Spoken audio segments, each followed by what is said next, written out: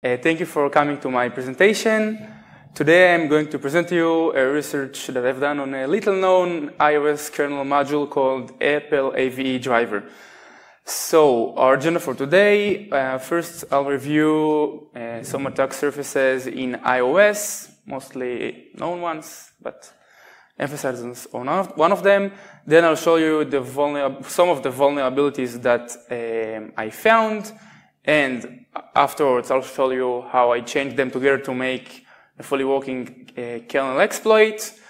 Finally, after that, a few words about jailbreaking, and finally conclusions and Q&A. So a little bit about myself, like I said before. My name is Donenfeld. I'm a security researcher, mainly in iOS and Android. I do mainly vulnerability assessment and exploitation. Right now I work in Zimperium as a senior security researcher. I just jailbroke to the Netherlands, and so I have to start learning Dutch now. So additionally, I would like to thank Tsuk and Yaniv, aka Shokolov, for giving me the opportunity to actually work on that stuff and supporting me during the hard mental crisis that every security researcher has during researches. So, attack surfaces in iOS. So there are some attack surfaces in iOS that are actually common to other platforms, like system calls in iOS and GNU. It's Mach and FreeBSD syscalls. There are MIG calls, which is an auto-generated code that is needed. It's like an IDL for Mach messages. So it's a code that serializes and unserializes Mach messages. And finally, we have IOKit. There are more attack surfaces, but we are going to focus on IOKit. So what's actually IOKit? IOKit is Apple's collection of tools, resources, and other things that allows developers to create drivers for this new kernel. The big difference in comparison to other kernel SDK is that IOKit gives you the ability to completely write your code in C++, which is pretty impressive because it has a lot of advantages if you're writing code. Additionally, it gives a very interesting way of isolation between the actual work of the driver and the communication method between the user and the kernel. All the drivers inherit from a class called IOSurface, and the communication method with the kernel is a class that is called IOUserClient. They also give you a lot of predefined types when you write your code. For example, you have strings, you have numbers, you have an abstract way to serialize data, a lot of other cool features. And finally, like I saw in an interesting tweet, it's super well designed to facilitate kernel exploitation. So a little bit about kernel exploitation with IOKit. Over the last 4 years, we've seen a lot of jailbreaks that were based mostly on IOKits. And it's very impressive because actually each one of them did have an IOKit exploit. Some of them had only IOKit exploits. Now the thing is, why do hackers love it so much? What makes IOKit so much better, such a good candidate for vulnerability research and exploitation? So first of all, there are a lot of drivers, which means that the attack surface is much bigger than other places. Second of all, and that's an interesting point, it's because it's in C++, the weakest override that an attacker has can easily be used to override the kernel function pointer. And that's sometimes the end of the game. And finally, like most of the IOKit drivers that we have on our iOS devices, it's not open source, which means that less people actually research for bugs there. So how do we actually communicate with IOKit? Let's see if you can, oh, great. Okay, so, you don't see the top of the, you don't see the top of the function of the presentation. Okay, we'll make it anyway. So it's a function that I called get IOKit connection. It receives a name for a driver, and what it does is first it gets the master port, which is the way to to ask the kernel for IOKit drivers. If you want to communicate with IOKit drivers, you get that port and you send it requests. Second, you ask it to give you all the drivers that inherit from IOSurface, which, like I said before, is the main class that all the drivers inherit from. Then you get an iterator, you iterate the drivers, you get the name of the drivers, of the driver that you're iterating on, and if that's the driver you wanted, you just call IOService open, and you get a connection to that driver. And from that point, if you want to communicate with that driver, that's your handle to that driver. So that's the user mode side. What does the kernel actually do? The kernel, because it's in C++, there is a function called external method. The kernel a driver has to override it. It's like IOCTLs. The user asks for a specific function. It actually gives a function ID, which is called the selector. We'll get to that soon. And the kernel calls the appropriate function based on the request of the user. Now, it's nice to know, but not super important in our case, that all that communication is based purely on Mach messages. So the user calls something, a function called IOConnectCall method, which ultimately sends a Mach message. So how does the external method override looks like? So that's the signature of the function. That's the actual signature from the source codes. The selector here is what the user requests from the kernel. That's actually a number that is not being filtered by the kernel. The driver receives that number and chooses what to do with that. The args parameter contains input and output buffers, so it contains a pointer to an input supplied data from the user. And it also contains an output pointer, which the data from that output pointer will be copied back to the user. Dispatch is the pointer to which function is going to be called. Target is the pointer to the driver, and reference is something that I didn't see anyone using, just reference if someone wants to use that. Didn't see any use of that. So that's how the kernel that's like the most known implementation of external method. Like I said, the user gets the kernel gets the selector from the user, and like the driver gets it. It checks if it's not like too big. You don't see it here, but there's like an array of function in size of external method count. So it checks that it's not too big, and if it's okay, it gets the appropriate function from here, and then it calls it. Target, like I said, it's the pointer to the kernel, where f is never used, and then that function ultimately calls the appropriate IOCTL. So that's the kernel, that's the driver part. The user part, that's the function we called before. You get a connection to the driver, like a handle. Then the user puts the input data and expects to receive output data, calls the function we said before, gives all the arguments. So in that case, it calls the first function with an input buffer of 8 bytes and an output buffer of 4 bytes. Like I said, you call the first function. So the kernel ultimately calls the first function, which you cannot see here, but it's 8 input bytes and 4 output bytes. And that's where it goes. That's like the number from the user. And ultimately, that's the function that is being called. So again, how it looks like from a top view.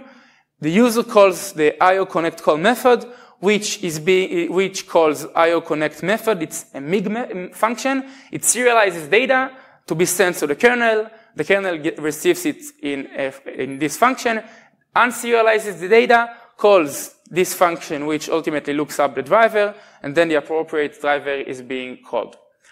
That's how you communicate with IOKit drivers. Okay, that's an example from the external method table. That's like the assembly of that. You see that, just like before, there's a function pointer and 4 integers that indicate what the function expects to receive. So that's an actual copy from the Apple AV driver external methods table, and we'll get to more of that soon, but that's how it looks from the assembly, pretty much like the C code. So the vulnerabilities now that we know how to communicate with IOKit.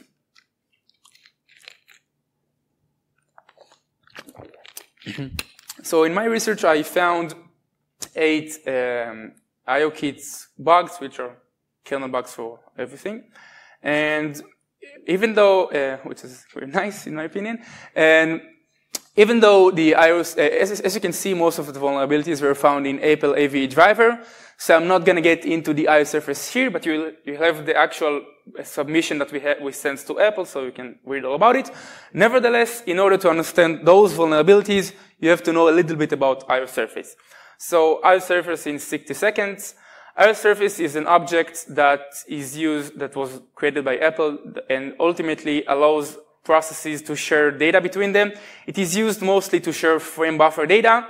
The data is not being sent. If I'm process A and I want to send data to process B, I'm not actually sending that data because all the data is being mapped to the same physical page. So two processes have two different virtual addresses that point to the same physical page. But if I want to talk about an IOSurface object, we all talk about them by IDs. So, for example, I'm creating an IOSurface object. The kernel tells me, okay, you have an IOSurface object. Its ID is 5. So if I want to tell other process to use my data, I'm sending him the number 5, and then it tells the kernel to do stuff on IOSurface ID 5. So that's how it works. Again, mainly a mechanism to transfer data. So, what is Apple AVE driver? So, Apple AVE driver is responsible for hardware accelerated video encoding in iOS. Unfortunately, there's absolutely no information about it on the internet. And like most of the IOKit drivers, there's also no source code, which means that I had to reverse engineer it. So, like I showed before, that's the external methods table. That's the endpoint to communicate with IOKit drivers. I removed some of the integers here, and so you can see the entire table. And the first thing that pops to my mind when I saw that was a function called, I named it set session settings from the prints that were in the function. It received 470 bytes as an input data, and gave you 0 bytes, which is a lot for an IOCTL in every platform, not just iOS. So let's start reverse engineering it. X1 is a pointer to the user input buffer, and X2 is a pointer to a buffer that, upon the success of the function, that data will be copied back to the user mode. So let's reverse engineer. I removed most of the non-important stuff here, but let's start reversing that. So X19 is the input buffer from the user. X20 is the pointer to the IO user client connection that I mentioned before. So what we see here is that the kernel obtains a pointer from the input buffer on offset 178. We're not sure yet what's that. If it's not null, it jumps here. And if it's null, what it does is it also fetches a surface ID from the user, and gets the task that actually sent that, and it fetches the IOSurface kernel pointer from that ID. And obviously, that's a kernel pointer. The user is not supposed to have any access, or it's not supposed to have anything to do with that kernel pointer. But surprisingly, you see that there is completely no distinguish between what the user gives as a kernel pointer and what the kernel gets from that function. Which means that if I'm the user, I can just supply any kernel pointer, and the kernel will treat it just like if it was an IOSurface object. And at that point, I started to be super happy. So, again, what we had here, we could supply any kernel address to the driver, no limitations at all, and if I wouldn't consider SMAP, like PAN in ARM, I could also put user mode addresses, and the kernel would treat it just like kernel objects. And if I'm not supplying it, it just goes through the traditional way of getting the IOSurface ID and fetching the kernel pointer from that. Now, what was surprising and weird for me is, why the hell did they put a way why the hell did they let the user give kernel addresses? And then I thought, okay, there's probably a way to actually fetch those kernel pointers, because if they gave you a way to provide kernel pointers, they probably provide you a way to get those pointers. And I was right. Selector number 7, like that's the ID we spoke about before. We see that we have the same, more or less the same code like before. We supply the kernel with an IOSurface ID. It puts it in that offset, which is also the input buffer, but the input buffer is not a mapping to the user, so it's just a copy, so it's not really meaningful in that case. But surprisingly, it takes the pointer it just set in the input buffer and puts it in the output buffer. So not only we can put any IOSurface kernel pointer, not only we can supply any IOSurface kernel pointer to the driver, we can also get a kernel pointer from any IOSurface ID we have, which is a very cool and deterministic information disclosure bug. So what do we have so far? Because we can fake any IOSurface object, we can hijack the kernel code execution because it's in C++, so it has vtables, so it's pretty easy to just put an arbitrary address and the kernel will treat it like a normal vtable. And we also have an interesting heap info vulnerability. We can get the kernel pointer of any IOSurface object. Now, the thing is, Apple introduced in iPhone 7 a known mitigation called SMAP, or PAN, which prevents the kernel from dereferencing user mode data. And I intend to bypass that, so a heap info leak is very necessary in that case, because we cannot put user addresses. Now, the only thing we miss to chain that and get and pawn the kernel is a kernel-based info leak. Because it was so bad till now, I had my hopes in that driver as well. So at some sort of point, I saw that all the external methods in the driver get to eventually to the same place, to some function which is very big, but nevertheless, I had to reverse engineer it because I believed it will give me the kernel-based info I needed. So let's start. X22 is the user client communication, and X0 is the X20 is the driver. You don't see it because the resolution is not good.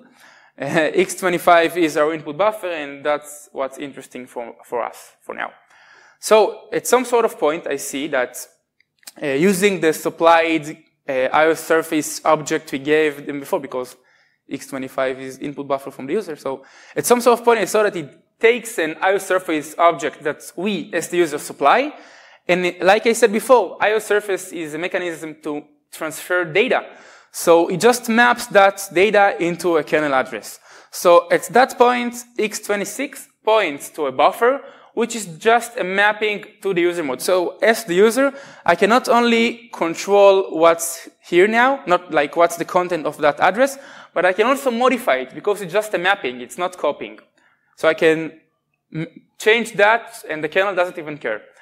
So it was a little bit weird for me because the kernel actually expected the user to give a lot of information in that mapping, but it didn't consider the fact that because it's mapping, we can just change it while the kernel uses it.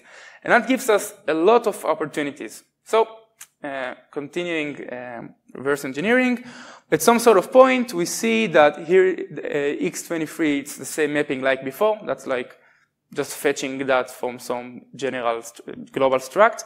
And then, so that's the same mapping like before. We have 5, at some sort of point, we see that there's like a switch case, which we can control its flow. Most of them do the same thing, but for some reason, they give you 5 different options. Now, I jump forward a little bit, but an example for a vulnerability that I saw there. So like I said, X23 is a mapping to the user. So we can just put any kernel address we want here. If you don't put anything, it just allocates data and gives us the address. And if we do put an address, a pointer there, it just nulls the first 28 bytes of that pointer, which is a very impressive and powerful override, but I didn't even use it because there were much better bugs. So at some sort of point, I saw that it loads a lot of information that I control, but the most important one of them was the mapped data that I had, like X25. and it gave it to a function called map yuv input from CSID. Again, it's my assumption because of the logs. Obviously, you don't have any symbols there. So actually, I didn't put the assembly of that because it's a little bit confusing. I just put raw C code. So what we see here is that the IOSurface buffer, we see that that's our mapping, and it puts here something called IOSurface buffer manager, but it loads again from that specific address. So there's a short race condition here, because we can put anything we want in controllable pointer. We can put any address here, because it's the mapping. So I can put here any address I want, and then it dereferences that address plus an offset. It puts it back in the pointer. It does that for another offset. It does it again, but eventually it checks that for one of those offsets that the first 32 bits are not null. If they're not null, the exploit gets screwed up and the kernel panics. Which means we have an interesting primitive here, because we can read that content here and we control any address we want. So we can actually read a lot of address, we can read any address we want, but almost any address we want because of that rule. So to summarize our primitive, if you want to leak address X, at least one of those conditions must be true. And that's because mathematically, if you calculate the offsets here, you see that if I want to leak a specific address, mathematically it works that one of those has to be true because of the high 32 bits check. And of course, because it's a dereference for like any other dereference, X must be a valid kernel address. Now, that's the main exploit. We have to first of all, find a way to leak a valid kernel address, which we already have. Then we have to actually leak something that will reveal us the kernel base. So the main exploitation plan, first we create an IOSurface object. We leak the surface kernel address using the info leak that we saw before. Then we leak the IOSurface vtable address, which will help us to calculate the ASLR slide. We free the surface. We spray with we spray the kernel heap with our data, with the fake vtable pointer.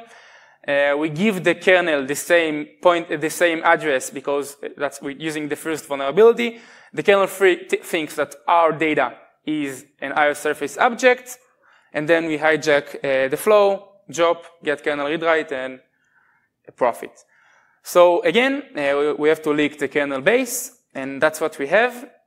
So the first thing we have to do is finding a good and valid kernel address. And thanks to the IOSurface info leak, we have it. So, like I said, I want to leak the vtable. The vtable will be slided. Then I can calculate the ASLR slide and put actually good pointers so I can appropriately hijack the kernel flow. That's how the IOSurface object looks like, and I want to leak the vtable.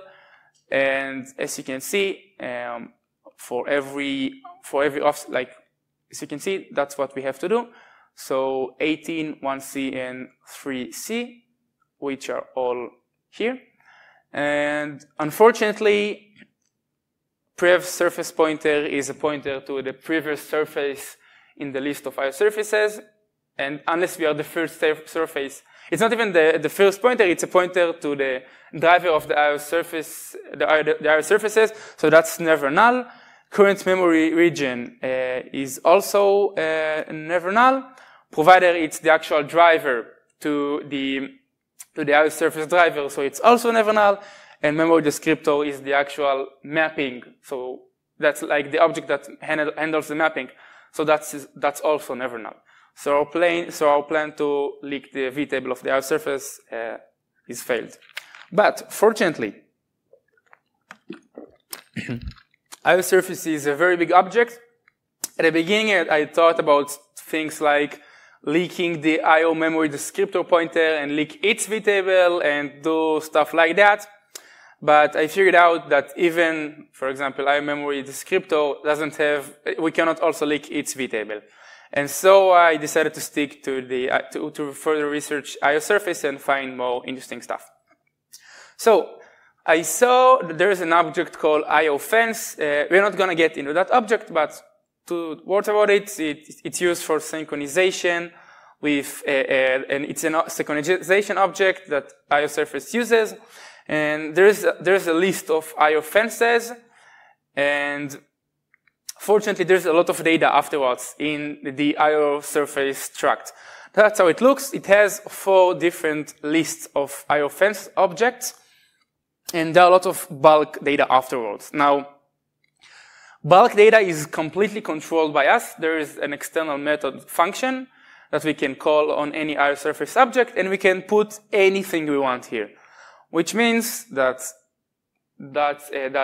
like I'm talking about all those objects here, which means that I can leak it, because if I put everything null here, if everything is going to be null here, I can leak one of the lists. And if I leak the list, I can get a pointer to an IOFence object. So let's see how an IOFence object looks like. So here we are a little bit screwed up, but fortunately we see that if that's null, we are good. And it's always null, it's always 0 if it's in a surface queue. Now, because we leaked it from a surface queue, we can assume that it will always be 0.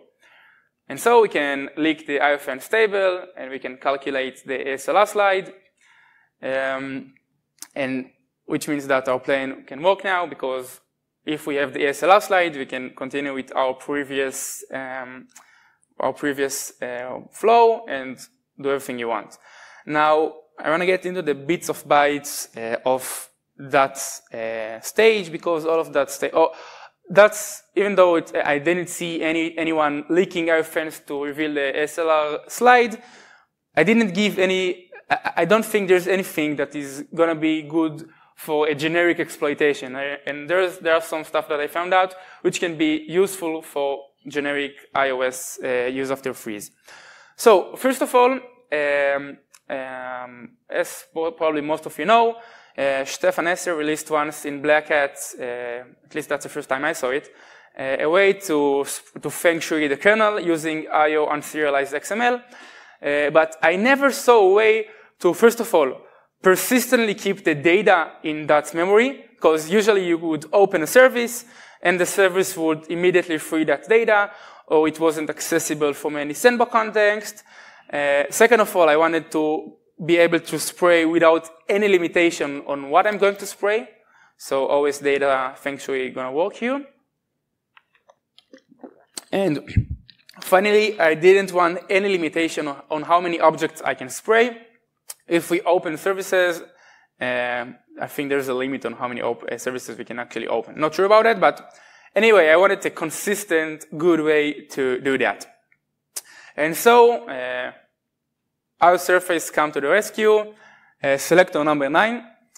Apparently, you can put, there is some dictionary in IOSurface which calls OS unserialized XML with our data. It gets an object from our data, like a key and a value. Then it calls set value, which ultimately checks if our key is not creation properties, which is a key that IOSurface preserved for itself. And if it's not, it just puts it in an OS dictionary, which is perfect for us because it means that, first of all, it's persistent in the memory as long as the IOSurface object is in the memory. And it's going to be in the memory as long as we want it to be. There is no limitation because it's always unserialized XML. And there is no limitation on the sprayed objects. But there is also a nice, powerful addition to that spray.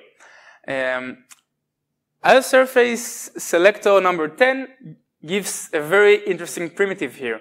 We can not only spray any data we want, but we can also read that data back, which means that, okay, just gets, we can supply the key that we gave it, it serializes the data, and then it just fetches the key, our object from before, and gives it back to us. Which means that, let's say that I have a use after 3, I'm spraying the kernel heap, I caught the object, the kernel starts doing stuff on my fake object. For example, it can insert it into a linked list, and then I can read back the object, which means that that spray can actually save me an info leak. Correct, that's the first time I saw a spray that allows you to read the object as many times as you want. So you can spray an object once, and you can read it as many times as you want back to the user mode, which is a very powerful primitive if you want to actually spray the kernel heap. So now the goals that I had in the exploit. I wanted to have as many kernel writes as I wanted, as well as many kernel read and writes deterministically on any address I wanted. I wanted to be able to warp to anywhere I wanted. So what's our current primitive? Right now, we can hijack the execution to call any address we want and transfer the first pointer to the pointer to our object, to our spray data, as the first parameter. So there's a very famous gadget since last year, used by many different and independent researchers, called IOSerializer serialize. What it does is, because we control x0, we can fetch the first argument, we can fetch x3, which is a function pointer, and we can also control x9. So what it gives us is the ability, and we don't control x1 in that case. So it allows us to control, if we have only one parameter that we control, now using that gadget, we have 2 parameters that we control. So what I did here is calling twice to that gadget. So so what I did, I put here on the first time the address of that gadget again. So what it gave me, that's actually a snippet from the actual exploit, which is it is public now, by the way. What I'm doing here is, first I'm getting the kernel object of my spray plus 2, 3, 4. That's gonna be, because it's plus 10, that's gonna be our first parameter next time we call that function. Syscatal handler size, that's 18. So that's gonna be the x1 for the next time we call IOSerialize or serialize. And what we see here is that in x20 we call it's gonna be x3, so we're going to call again IOSerialize or serialize. And then it's going to do the same thing like it did before on those parameters, except that we control the first parameter now, which is going to be syscatal handler size twice. Now, let's see if people already see where I'm going with that. What I'm going to call is copy in, which is the way to copy data from the user to the kernel on a syscatal handler called L1D cache size handler. And I'm going to override 2 syscatals.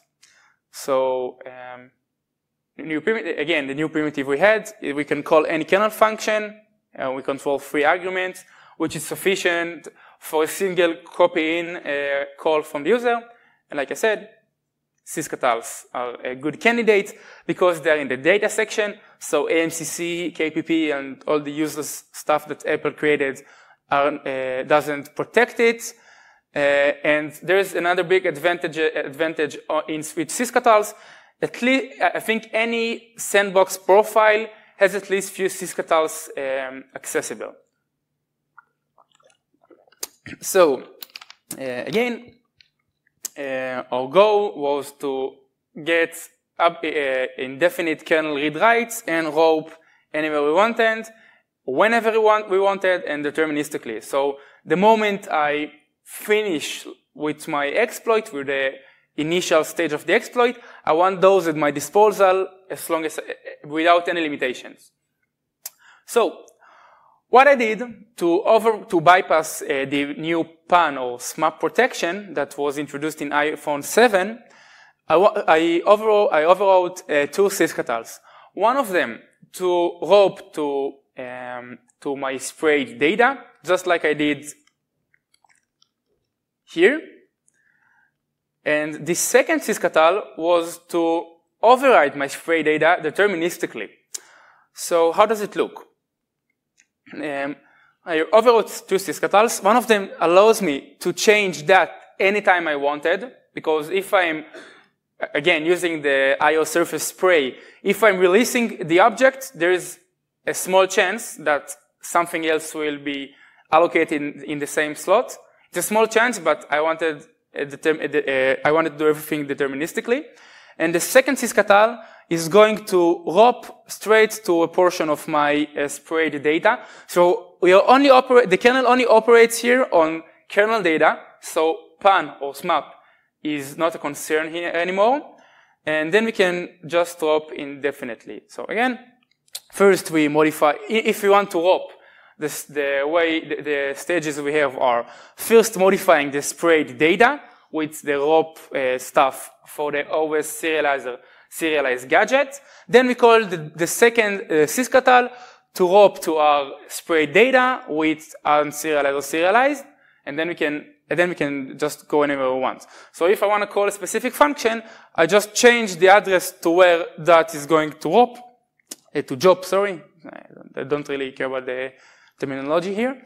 So I can change the destination address using that, and then I can just jump to that address using that. Okay, so the main stages, once I have the first jump primitive.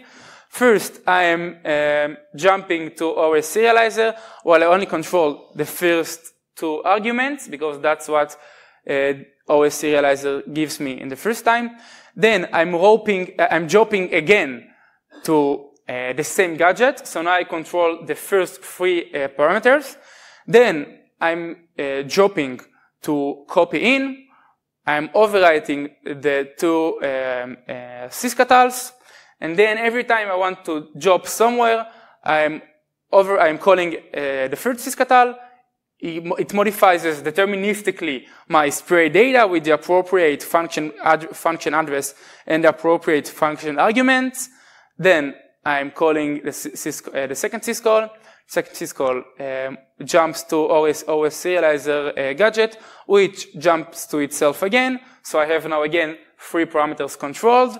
Then it uses the data from my sprayed data to jump again to another location, which means I can go anywhere I want in the kernel deterministically, bypassing PXN, bypassing pan, and without any concern that something will go wrong in between.